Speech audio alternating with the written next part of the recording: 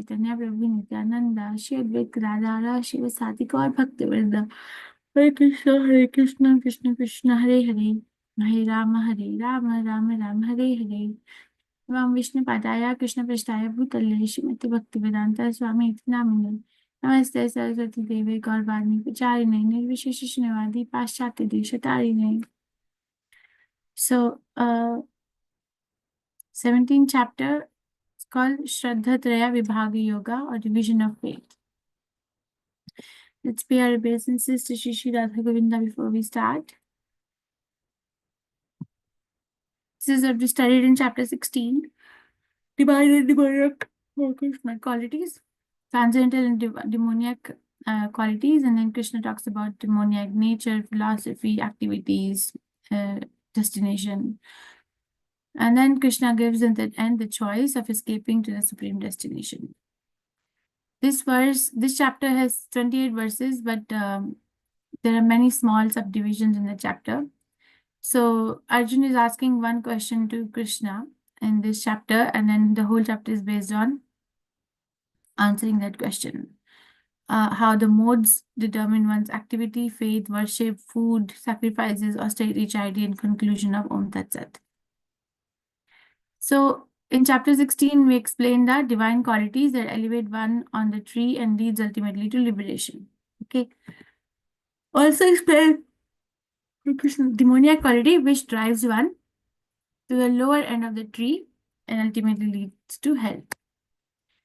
So Krishna established that one who is divine, one who follows the Shastras, and who is demoniac, who does not follow the Shastra. But Arjun is asking this question in 17th chapter. Into which category does a man fit who follows with faith something other than Shastra? Is he in goodness, passion, or ignorance? Where is he situated in the banyan tree? Okay, so where is that person going? So one's more determined activity, faith, and worship in the modes. This is Arjun's question. Ye shastra vidhim utsarjya yajante shraddhayanvitaha tesham nishtha tu ka Krishna sattvam ahorajastamaha. Arjun said, "Oh Krishna, what is the situation of one who does not follow the principles of scripture, but worships according to his own imagination? Is he in goodness, passion, or ignorance?" Understood? Like, let's say somebody is following Scientology or spaghettis, which is flying, or something. Prabhupada talks about like worshipping a stone or worshipping a pig, something like that. So what is that? Is it goodness, passion, ignorance? So Krishna is going to take the advantage and talk about not only worship, which Arjun is basically asking. Arjun is asking only about the worship here, worships according to his own imagination. But Krishna, being Krishna, who he is, a good teacher, is going to take the advantage and talk about not only worship, but a whole lot of things. Shri Bhagavanuvacha Trividha Bhavati Shraddha Dehinam Sa Svabhavaja Satviki Rajasi Chaiva Tamasi Chaititam Shrinu. There's three modes. Supreme Lord said, according to the modes of nature acquired by Krishna, conditioned soul or embodied soul, one's faith can be divided into three kinds: goodness, passion, ignorance. Now hear from me. Faith. Okay, three vidha bhavati shraddha. Vidha divided. What can be divided? One shraddha or faith. Whose faith? Dehinam sa subhavaja. Dehinam, who has accepted a body. Remember, dehino asmin yatha dehe, like that, dehino asmin yatha dehe. So dehinam, soul which has accepted the body. Okay, their faith is divided into three parts. What is this? Satviki, Rajasi, Chaiva, Tamasi, Chaititam, Shrinu. So Satviki, Rajasi, Tamasi. There are three divisions, and Chaititam, Shrinu. Now you hear. Shrinu means hear. Then hear it from me. So this is a diagram which explains that we'll go clockwise. Person who is predominantly influenced by mode of passion has a tendency to do a lot of work. Fruitive activities, sorry. Why? Because wants to satisfy the lust, They also give some charity, but the main deal is I want to go to heavenly planets. Person who is mostly in the predominantly in the mode of goodness goes behind the knowledge. Why? Because the aim is to get liberated, but then they fall short because there's Brahman effulgence or impersonalist also come in Satyagun. But then Shuddha Sattva is the person wants to do bhakti and start and go to the last stage of bhakti and then attain Krishna Lok. So, what divides the faith? O son of Bharat, according to one's existence under the various modes of nature, one evolves a particular kind of faith. Living entity is said to be a particular faith according to the modes he has acquired.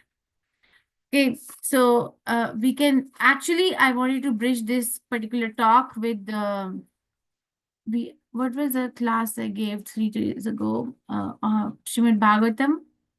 I think it was 4, Canto 26th chapter, verse 57. So there's Prithu Maharaj. I think it was that. Prithu Maharaj is Prithu Maharaj's pastime. So the Kumaras are glorifying Prithu Maharaj. So they're like, he's glorifying his leadership. You don't have to buy this book. Okay, don't buy this book. But there's this book called Leadership Lessons from Bhagavad Gita. If you're a leader in a leadership position, you can get it. But now Minister who had asked me to buy this years ago. Not a long time ago, maybe 7 years ago or something. Now, if we read this book, I was reading this book, it says that we will know what kind of leader one is depending on what kind of faith one has, based on this, whatever we are going to go through now. If somebody, okay, so how do we know that the living entity is in the modes of nature? Prabhupada opens the statement of the second verse. The second verse, he opens the statement in the purport by saying that somebody who knows what are the modes and what are the rules and regulations of the scriptures, they are aware, but they don't follow it. Okay, indolent in following it, that person is said to be governed by the modes of nature. It's like, I feel like that's me. Like, if you have that, you know what is to be done, but you don't do it, that means that modes of nature are still acting. Because modes of nature keep one conditioned. The freedom is not there to serve Krishna. So in this particular verse, Prabhupada gives a very, very big purport. So the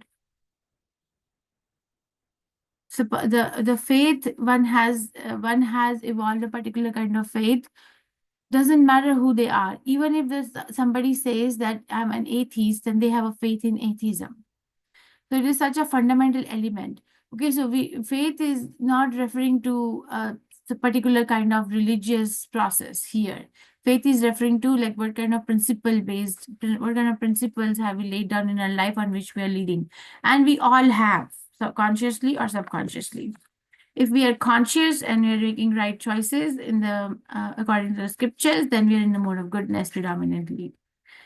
But if we are conscious, but we are still making the choices to acquire more and more material assets, fruitive activities, then it is mode of passion.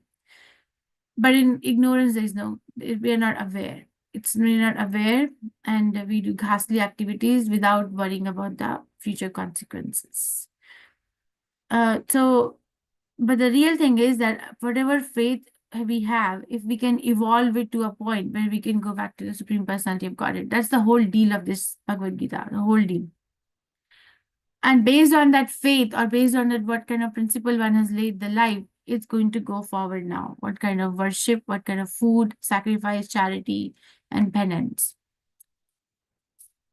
And read Prabhupada is explaining the meaning of the word faith in the purport as Shraddha, right? And he's saying that Shraddha actually means that actually Shraddha or faith evolved from the mode of goodness. Okay, so mode of good, actually it is coming from mode of goodness. As much as, if you have read second canto Bhagavatam, as much as, which mode is mind coming from? Which mode is mind coming from? Mind. Rajesh Mataji. Passion. Passion. Okay. Okay. Anyone else? You've not read second canto Srimad Bhagavatam? You only read it when you do Bhakti Vaibhav. So, mode of goodness. Mind, Brahma, when making the ingredients of gross body and subtle body, he made the ingredients for gross body, the earth, water, fire, ether, and then he made the ingredients for subtle body, intelligence, mind, and false ego. So, intelligence comes from passion, and mind is a product of more of goodness. That is why we are always looking for Shanti, right? Are you looking for mind to be uncontrolled and unbridled and always going somewhere and then you feel very happy? Yeah, is it like that? No, okay, I can see Kirti Mataji at least. So we feel content when the mind is calm, quiet, fixed, right? Focused. Those are the qualities with proper knowledge, discretion. The feelings are thinking and feelings are well aligned. That's mode of goodness. So as much as the mind is coming from the mode of goodness, that is why the mind is disturbed, because we don't bring it to the activities of mode of goodness. We bring it to the activities of passion or ignorance or something like that. So is Shraddha. Prabhupada is explaining in the purport, the word Shraddha or faith is coming from mode of goodness. There is a similarity there. Okay, Shraddha means mode of goodness. But because of the contamination, it becomes, one acquires something in the name of Shraddha in mode of passion and ignorance. As much as the water in its pure nature is pure, right? It's pure. If you remember, I told you 3:26:22 that verse. So water, if Prabhupada explains in that particular verse, go on the top of a mountain, capture the water as it falls from the cloud, you can drink it. Spring water. It's very pure. But its purity is covered when it comes down and touches the impure particles. Okay, so that means Shraddha in its original essence is more of goodness. As much as mind, as much as water. Okay, I'm giving 2 examples. Why is it not moving? Right. यजन्ते सात्विकी देवान् यक्षा राक्षस्मि राजसः प्रेतान् भूतागणांश्चान्ये यजन्ते तामसा जनाः. So yajante satviki devan, one who is, yajante means worship, yaja means worship, satviki, one who is situated in mode of goodness. What does he worship? Devan, demigods. Yaksha rakshasmi rajasaha, one who is situated in mode of passion, worships what?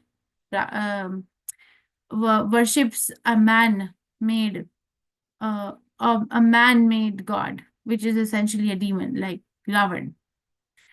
Okay, Preta and Bhutans Granams Cha Anye, which is like Yajante Tamasa Janaha. So the Jana, or people who are influenced by mode of ignorance, worship Preta Bhuta, like ghosts and spirits. So men in the mode of goodness worship demigods. Those in the mode of passion worship demons. Those in the mode of ignorance worship ghosts and spirits. So if you read the purport minutely, he's saying, Prabhupada is writing, in the mode of goodness is easy to understand, demigods like Brahma, Indra. Is Lord Shiva's worship also in the mode of goodness? What does Prabhupada say? Indra, Chandra, sun god. Yeah, Brahma, Shiva, Indra, Chandra, sun god. Okay, and then mode of one who is influenced by mode of passion and ignorance. Yaksha, Rakshamsi, Rajasaha. So one who is influenced by mode of ignorance and passion worship a powerful man. And one who is in the mode of passion, create such gods. Those who are in the mode of ignorance worship these ghosts and spirits. Mode of passion and ignorance generally select a powerful man to be God. They think anyone can be worshipped as God and the same result will be obtained. those who are in a mode of passion worship and create such gods. Okay. So passion we can call demon, and Prabhupada is giving example of a man who in the World War where Hitler, he was worshipping Hitler. Hitler, who because he was able to procure a lot of money in the black market. Okay, let's do this again. I'm not satisfied.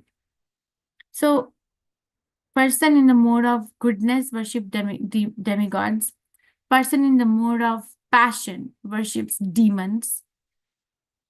Okay, person influenced by goodness and passion manufactures a god, like a man, a very powerful man, manufactures like a very rich man, a very influential political figure, or something, a sports person, or Hitler, for example. Prabhupada is giving example in the puppet. Person in the mode of ignorance worships ghosts and spirits. So Krishna is aware, Krishna is God. He's aware that who's doing what. And it's not that this ends. If we don't evolve to Krishna consciousness, we carry it. I know a devotee. He's very senior, very, very senior. And he can tell the past life of people. Okay, because he's not an astrologer, he's not an astrologer, but he's so like Krishna consciousness so deep. Like I think I'm at such a superficial level, but these devotees are so deep that I have seen them, he goes in front of his deities and there's some empowerment and then they can tell. It's not that, I mean, of course, they have to look at the date of birth, time of birth, and place of birth, but it's not astrology because he has no background of astrology at all. I know that. And then some cases, I met him in November when I went to Vrindavan. I always meet them when I go. And I was sitting and he was talking about some cases. It became so clear that because some people, like for example, he was saying one family that he was taking care of, that the generations are becoming blind and everyone is failing to understand what's happening. So he was telling me about what happened in the past life and then how it's like influencing now. And he was talking to me about, like, it gives me a lot of goosebumps. That one person who was a devotee now, but having difficulties in devotional service. So past life was tantric. Most of the life was it was a tantric. This person was a tantric. So invited a lot of ghosts and spirits for his tantric vidya, but later took to Krishna consciousness. But I was not a pure devotee, so the influence was still there. So the ghosts and spirits from past life were still following this person. So there was this disturbance in Krishna consciousness. I'm like, oh my God, this is too much to handle. This life itself is difficult to handle. That's why Krishna doesn't give this potency. So what I'm saying is, why I'm bringing this up here is because these modes just don't leave us. Okay, we actually manufacture our another body based on what we are doing right now. So what is going to happen after I leave this body is already being manufactured. It's not that, yes, Krishna says whatever we are thinking at the time of death, we get that particular place immediately, yes. But the thinking process, our thinking at that time of death is going to be largely influenced by what we are doing right now. Unless and until somebody is like Khadvanga Maharaj or Parikshit Maharaj. If I think I have such a big leverage, Sukhdev Goswami will come or demigods will come and then they'll give me this memory, then it's a little bit, more of ignorance and passion thought. So the real thing is that this doesn't leave. It does not leave. And my friend Chiti Shakti, she says you can see the where this person is going based on their life. She said you look at the photograph of a person or yourself from when you were a child, and then teenager, young adult, middle age, somebody's older now, old age, and look how the face has changed. So she said, based on our subtle body, she said subtle body is stronger than the gross body. So based on the thoughts that we are carrying in our subtle body, our gross body is been transformed. So you can see that if somebody has led a very stressful life, then their face shows that. If somebody is very Krishna conscious and has made efforts in Krishna consciousness, their face shows that satisfaction. If somebody is a crybaby, their face is going to show that. Why? Because the mind is going to be transforming those elements in the subtle body, in the gross body, to appear to become suitable for that thought to harbor. So remember that this particular worship is going to be with us even wherever we go, unless and until we consciously make the change. Okay, so it's very dangerous. And then the austerities and penance. This is like Krishna. We had a discussion one time. What is the need to do austerity and penance in its essence at all? If I ask this question to you, what is the need to do austerity and essence, in austerity and penance in its essence at all? Don't do it. What is it in its essence? What is the need?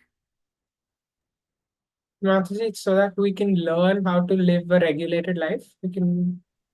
Okay, very nice. So regular life is a activity, is a process. Okay, to get what? What is the goal? Why do I need regulated life? Very nice. Follow the 4 regulations laid down by Krishna. Okay, but why? I don't want to follow. This guy, correct. You're going correct. Anyone else? Yes, very nice. So austerity and penance give us the strength to follow the regulatory principles, and we acquire divine qualities because we are in the mode of goodness if we do that. But why? What is the essence? What's the goal? So that Mataji, we can maintain that steadfastness of bhakti, whatever the situation may be. Yeah. So basically, because we can attain the aim of human form of life. The aim or the goal is to become Krishna conscious. Okay, so austerity and penance done in that manner will please Krishna. So he will give that strength to become Krishna conscious.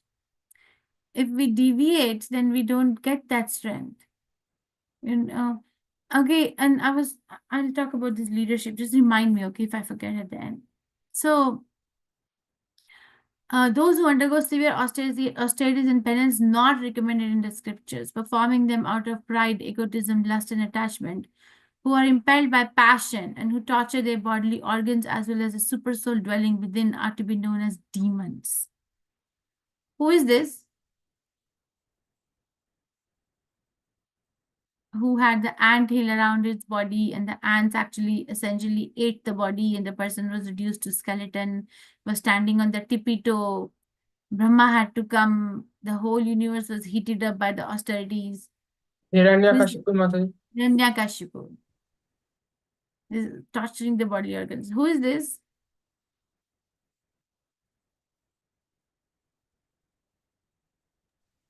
Ravan Mataji. Ravan. This is Ravan. You see, so torturing, involving the torture, and not recommended in the scriptures. And what is the goal? You see, I said this in the last class. Intention before action. So what is my intention behind the action that I'm going to take? If the intention is impelled by pride, egotism, lust, attachment, and I go ahead and do everything I do, then it's in the mode of passion. Because it is going to, mode of passion is misery. In a sense, it's misery.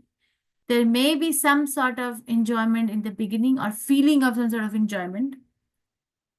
Okay, but eventually it is misery, which we will discuss more in 18th chapter. And then Krishna is saying,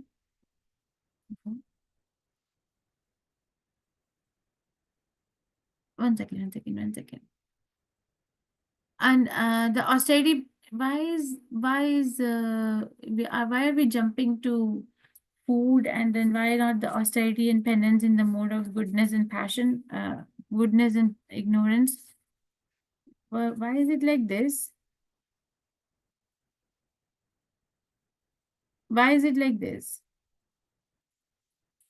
Anyway, we can still talk. So in mode of goodness, the austerity will be, getting up early in the morning, or regulative principles, whatever is given to us by the acharyas.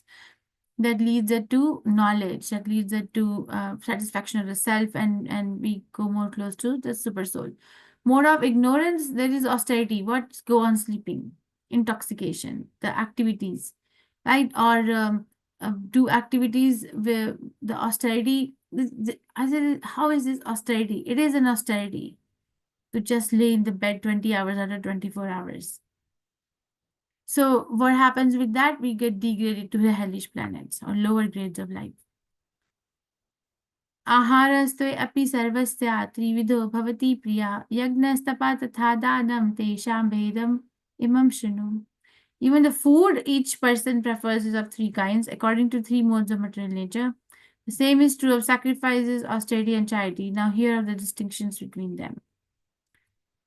So eating, sacrifice, charity. I guess austerity, charity is coming here. So who is a wise person who can discriminate? Who is a foolish? Consume all kinds of foods, sacrifices to be on the same and not discriminate. Prabhupada writes in the purport that some missionaries who go around the world preaching the mission of God say that everything is the same, but then they miss out on the main purpose. So watch out. Okay, and then we'll finish the food today. Foods in the mode of goodness increase. There are 6 qualities.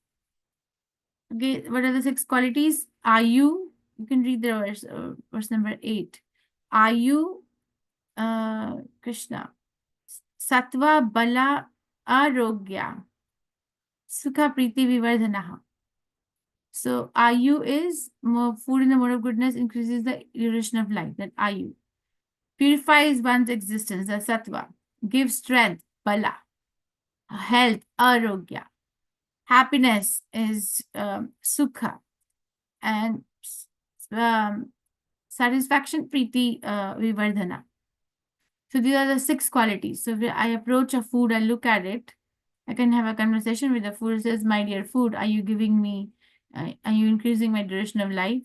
Are you going to purify my existence? Are you going to give me strength, health, happiness, and satisfaction?" Such nourishing foods are sweet, juicy, fattening, and palatable. Foods that are too bitter.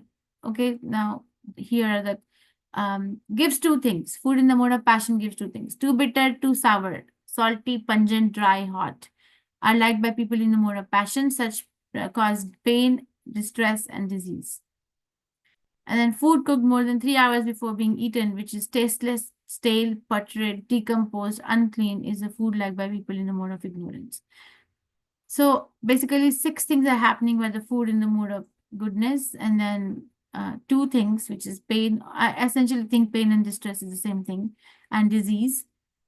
And then in the mode of goodness, a mode of ignorance, it is a horrible situation to be in, because it is not giving any of the 6 things, and it is giving pain, it is giving distress, but it's also making one mad. Food can make us mad if we don't choose it properly. So if this is like Mangalore thali, if you like this, then this is mode of goodness. Fruits, granola, oatmeal. But if you are Hyderabadi vegetarian biryani, I have heard, I've never looked at it, I've never heard, I've never eaten, but I have heard that it's like spice at a different level. So much spice, so much red pepper can cause ulceration in the intestine, no? All through the tract can cause ulceration. Prabhupada writes, why is it distress? Because it alters the acidity of the stomach. So the digestive power is reduced. So Ayurveda is based on this kind of a teaching, right? They test the pulse and then they tell what kind of dosh it is, kapha, pitta, vayu. And then it's primarily based on the gut health, because the gut health is related to the brain health. Why? Because when the fetus has been formed, the gut and the brain cells are formed from the same root.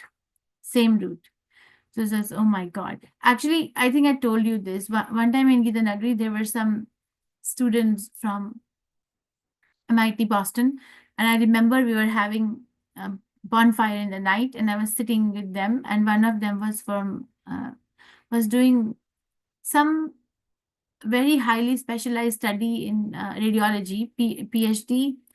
She was not a doctor, but PhD. Her thesis was that early diagnosis of Parkinson's disease and Alzheimer's disease, like in 40s. So she was supposed to, she said, we're looking at the MRIs, and then we're looking at the changes of the brain and predicting whether this person is at risk of developing Alzheimer's and Parkinson's or not. So then eventually with the discussion, two things came out. Okay, one thing, that we think that it is primarily the disease of the brain, but actually it is largely dependent on what kind of food the person has eaten all through their life. If they have eaten the kind of food which is in the mode of ignorance or mode of passion, then it causes these changes in the brain. So if you look at the brain of a monk, if you look at the brain of a saint, you won't find these things, even if they have a family history. And then the other thing that came out is that it is not primarily the disease of the brain, all these degenerative brain disorders or brain diseases, like where the brain is degenerating, but it is actually the problem in the gut.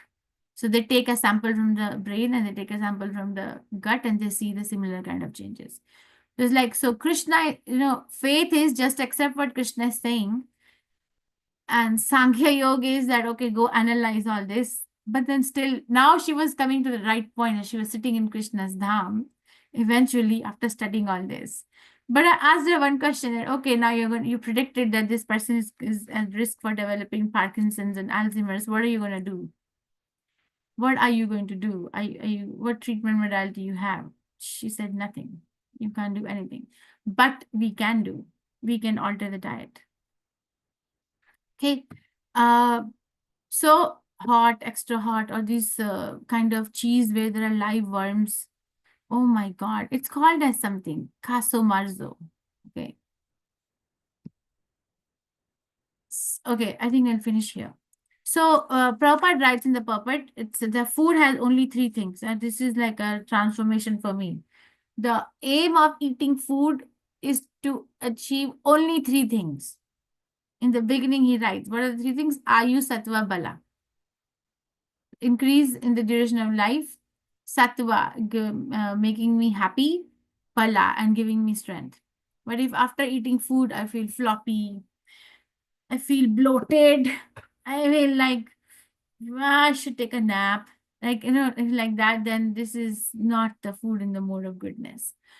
There is a devotee in New York, Divyambar Devi Dasi. Her name Divya Alter. I don't know if you have heard of her. Divyambar Devi Dasi. Oh my God, she came to Gita Nagari one time. And I didn't know who she was. So I remember she asked me, where is this in the kitchen, because she had to cook the next day. And the food she cooked was nectar. I am telling you, I've never eaten food like that. Then I asked them, who was this devotee? Like, was she some like cook from the demigods? Who was she? So, and then I found out that she has this Divya's Kitchen in New York, the restaurant. And she has spent a significant amount of her time studying the food and how it impacts the life of a human being, and how she has herself like gotten cured of so many chronic diseases like arthritis and autoimmune diseases and so many allergies just by modifying what the food is. So she's bringing that to the world. And then she wrote 2 books, What to Eat for How You Feel, and then the subsequent book, I don't remember, it's a cookbook. And I got both of them. It was very nice. Like from our childhood, we are trained to, eat food for hunger, suppressing hunger, right? But Shastras are saying the relationship with the food is get strength, get happiness, and get Ayu, Sattva, Bala. Strength, happiness, and duration of life has to increase. And how do we increase the duration of life? By getting rid of the diseases. So the food actually helps us to help us get rid of the diseases. But if you go to the hospital, we don't order any kind of special food unless and until somebody is diabetic or something. We just order regular, which is, I don't like it. Every time I press that button on admitting someone, like a regular diet, something goes off in my heart. Like, I wish it was better. So I hope I can do something. Okay, now I want to talk about, we studied all this. Now I want to talk about a little bit in terms of the leadership. So this, as I told you, this book, Leadership Lessons from Bhagavad Gita. So I was reading about it and says that, how do you know that what kind of leader is what kind of leader? So 3 type of leadership styles: goodness, passion, ignorance. Okay. Now, how do we know what leader is reliable, what leader is not reliable? Look at their faith. What are they worship? Where is their faith in goodness, passion, ignorance? What are they worshipping? Are they worshipping demigods, demons, or a powerful man, or ghosts and spirits? It'll become obvious. And then look at the kind of food they like. Which is it in alignment with the mode of ignorance, passion, or goodness? So far, we have studied only this much, so I'll talk about only this much. So, and then we can see, okay, this person is influenced by this particular mode, and this is going to be their leadership style. And you know what? Oh my God, this is so funny. According to Varna and according to Ashram, because nowadays, initially the leaders of the society were actually supposed to be Brahmanas, right? That's what Prithu Maharaj lesson teaches us in 4th canto. But Brahmanas will advise Kshatriyas, and Kshatriyas will be the face of the society and they lead. But actually, Brahmanas are the leaders. But now it's not. So we can study what kind of leader are we, or are we being led by? Is it the leader is like Brahmana, Kshatriya, Vaishya, or Shudra, depending on what they're fighting. So if somebody is in the is primarily from the Varna of Shudra, then they're fighting indolence, laziness. So if you ask them if there is a problem in the administration of a particular task, then a person who is from primarily Shudra Varna will say that we lack manpower. We need manpower. Okay, so that will be like Shudra, indolence. And then the person primarily in the Vaishya. So Vaishya means money, right? They are trading, agriculture, banking, cow protection. So if somebody is a leader who is primarily a Vaishya in Kali Yuga, then they will be fighting insufficiency. Or we don't have funds. We need to raise funds. If we have money, we can accomplish this job. We can do this. And a person who's primarily is Kshatriya, if the leader is more primarily like a Kshatriya, then he's fighting injustice. The whole fight is about injustice. That okay, the justice has to be given, and this is how going to be the policy or the function of the society or whatever. But if somebody is from Brahmana or mode of goodness, then what are they fighting? You tell me now. So Shudra is fighting indolence, Vaishya is fighting insufficiency, Kshatriya is fighting injustice. What is a Brahmana fighting? Or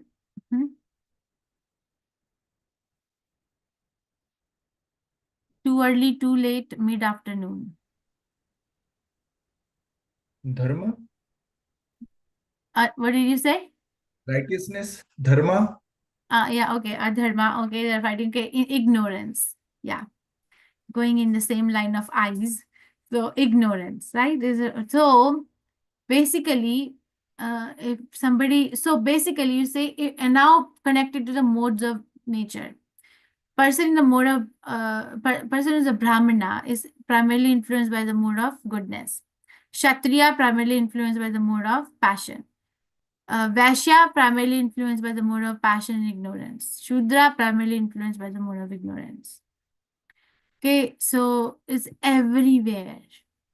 Oh my God. Even in our sleep and dreams. Everywhere. So, but there's so many layers of complexities.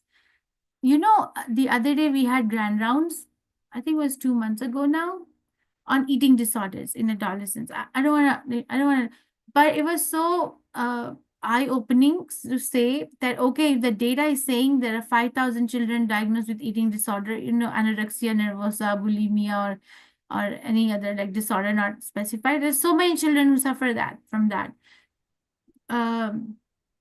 Like body dysmorphic disorder. So you say, but actually the data is underestimated, the speaker was saying, because of underreporting or anything, or underdiagnosis. We diagnose them with anxiety, depression, but we don't really get to the bottom that what they have. So she said over 20 to 25% of the adolescents in America right now are suffering from eating disorder. That's a lot. That is a lot. Hey, why? Because why? You know, we can give grand rounds. I heard the whole grand rounds. They gave the whole discussion. It was a very nice talk. But then I was like, the question, why are they suffering, is not answered. Everything falls short. So we should give talks. Yeah, why are they suffering from this? What do you think? Because of?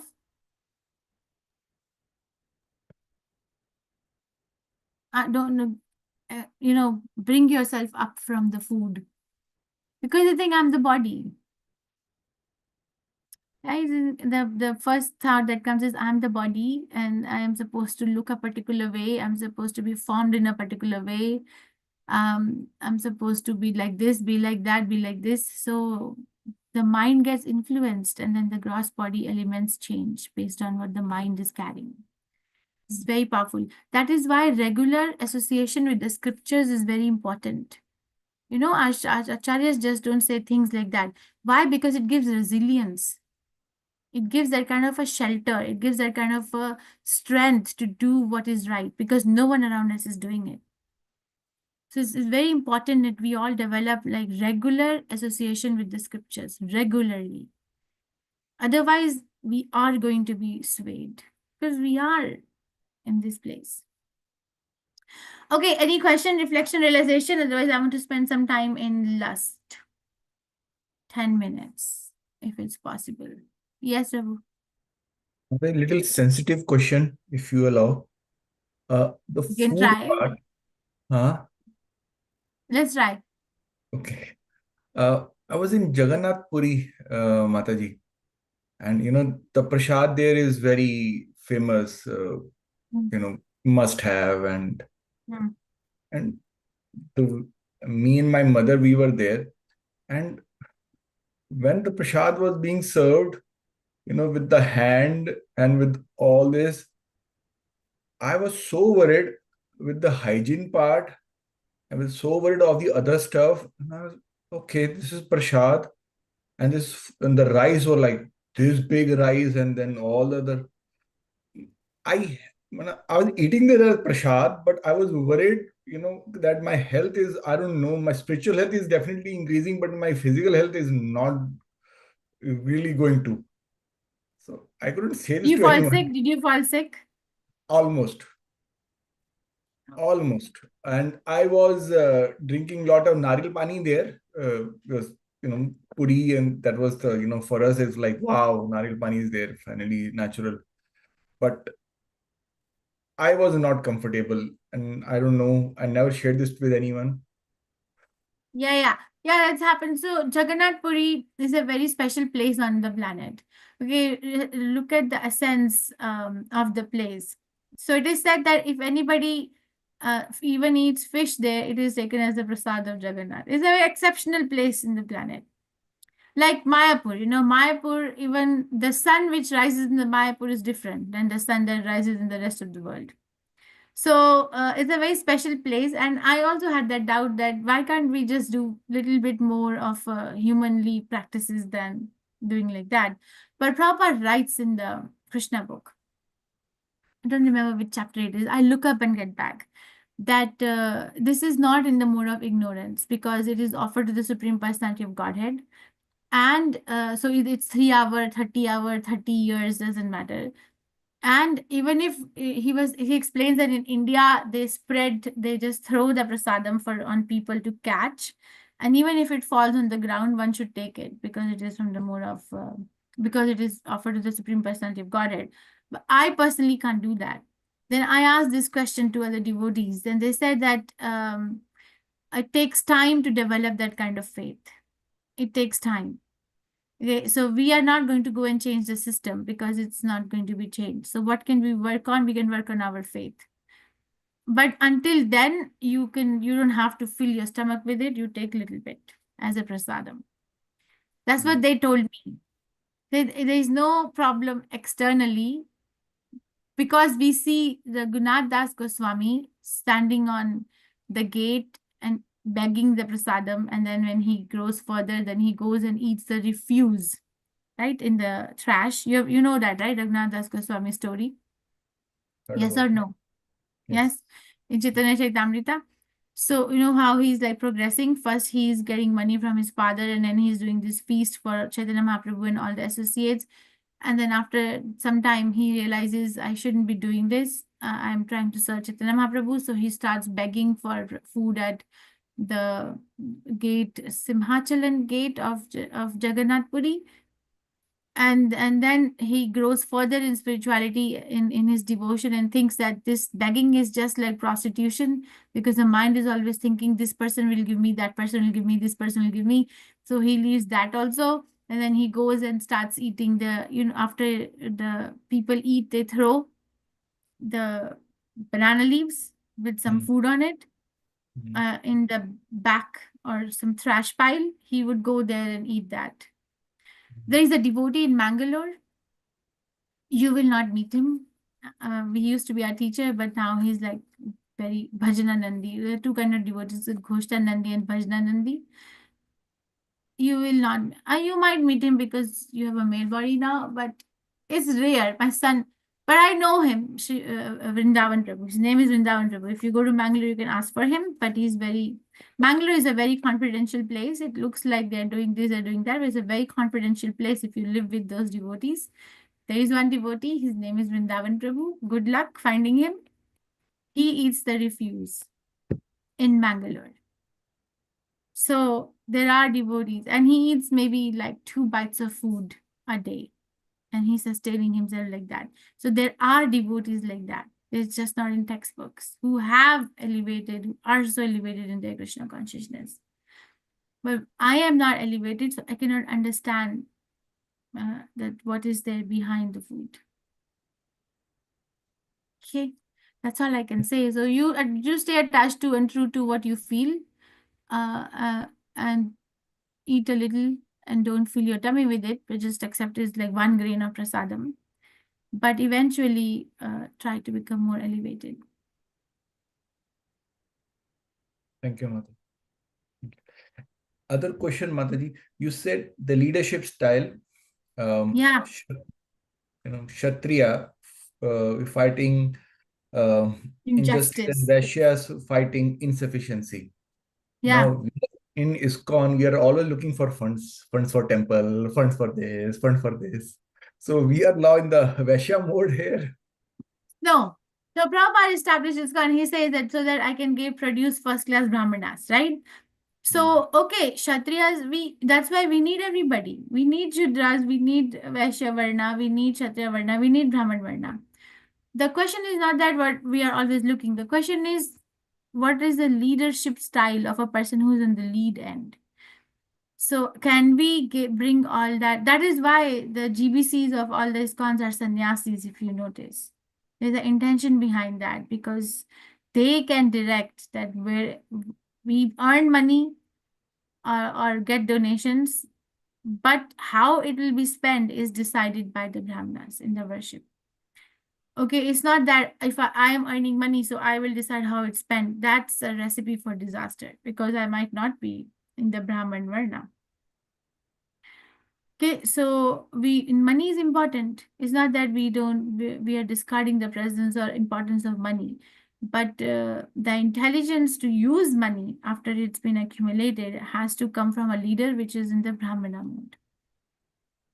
It's a little strange, Mataji, because we grew up in this learning that it's the Kshatriya whose job is to admin, Brahmanas, their job is to guide, because there is the, rewards and punishment goes in the management, and it's the Kshatriya who has the ability to, do that. Brahmanas are there just to guide the Kshatriya, the right and the wrong. And based on that knowledge, their consultation, it's the Kshatriya who takes the decision and do the administration part. Yes, you're right. But it's not that the Kshatriya, it's a Kshatriya Raj Rishi, who is a Raja, but also a saintly Raja, Raj Rishi, will not just incessantly impose taxes on the dependents, will not just incessantly go and hoard on somebody's kingdom. There's always going to be an advisor who is a Brahmana, and under that ruling is the Kshatriya going to execute that order. So execution part is in the hands of a Kshatriya. Yes, I agree, in an ideal society. But the leader, brain behind that execution is really a Brahmana. Okay, that's a very nice model. Why? Then that gives one strength that I've done the right thing, and then we can actually focus on Krishna consciousness. The basic mode is that I should be able to be Krishna conscious in all times. And other part you said, we can then think who we can trust and, in the leadership style. So that I didn't follow. Decide what kind of a leader are we being led by. Okay. What is your question? I cut you short. So, no. So, maybe I heard it wrong. I thought you were going to tell us that, okay, these are the leadership. We should know whom to trust, and what will their motive be there in the leadership style. But I think you're trying to tell us that, okay, it's a Brahmana, then they will be fighting ignorance. So we understand what's the mode behind them. It's if they are looking for, fighting the injustice, then it's a Kshatriya kind of leadership. So the trust factor, is there involved anywhere here? Yeah, you learn how to. I wanted to say something once again. What's that? It just came to my mind. So Prabhupada said democracy, right? Democracy, he said, is demon crazy. Yes. Right? Because we don't know that who to select as a leader, because we are not trained in that manner. So we select a leader with all these, and the leader is also selling themselves. They're not saying that I'm going to bring you near to Krishna. They're also selling themselves that I will reduce the taxes, I will increase the jobs, I will kick everyone out of the country, I'll be more like a baniya, all that stuff. So, but then what is happening? It's not just the whole world is suffering, but their own country people are also suffering. So then how do you do it? So, because you don't know who to select as a leader. So you get locked in. Okay, so trust is, this is my personal realization. Trust is just like salt in a food. Not too little, not too much, just right. Okay, Wow. just the right amount of trust. Don't trust so much, don't trust so little. Just little, just the right amount. What is the right amount? What is your intention behind that trust? That is going to decide. Okay, so are you What going to is your put too much salt? intention behind that trust? What is your intent? Why do you want to trust this person? What is your intention? What's driving you to trust this person? Are you trusting this person for some ulterior motive because they are rich or they are famous or powerful? So trust them. Okay, then trust them only for that. Don't trust them for your life. Don't trust them with your bank balance. Don't trust them with your feelings. Just trust them only for that. So what is it? Chitti Shakti taught me this. Give right value to everything in your life. Right value. And then I build on it like salt. Put right amount. Okay, then you'll save your energy. It's about saving your energy and saving your feelings because we get drained otherwise, feel depleted, and we don't have energy to read Srimad Bhagavatam. It's like, oh, I'm so tired. I can't read Bhagavatam. Say, okay, why? Why are you tired? Because something is going on, where it may not be I'm working out 4 hours. No, I may be working out in the mind 24 hours. I think I'm giving you principle-based answers. You look happy, so we can go up. It's 6:32. I wanted to do last workshop. Are we Mataji, offline? we're still live. No, Mataji, we're still live. You're the host.